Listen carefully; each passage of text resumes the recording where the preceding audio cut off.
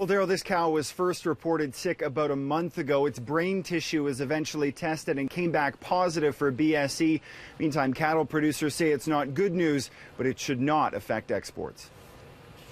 It's the disease that devastated Alberta's cattle industry, now another confirmed case. Officials reporting that a dairy cow has tested positive for BSE. I mean, this isn't out of the ordinary. It's not unusual. It shouldn't affect us in any way. Alberta's top vet is downplaying the finding, insisting it's expected. He confirms the 6-year-old dairy cow from a farm in eastern Alberta was observed with neurological problems about a month ago.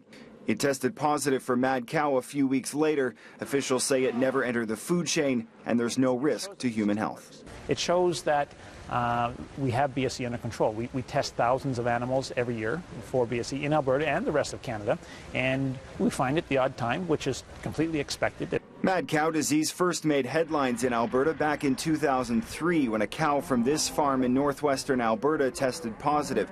It had a disastrous effect on the export industry, several countries slamming the door shut to Canadian cattle. We still do not have the access to export markets that we had before BSE. Cattle producers admit the industry still hasn't rebounded, but say the latest case should not affect exports. We don't expect that will have any impact on our trade access or our export markets because they're aware that that we will continue to find small numbers of cases. Meantime, it's believed contaminated feed is behind this case. The farm in question has been quarantined as the investigation continues.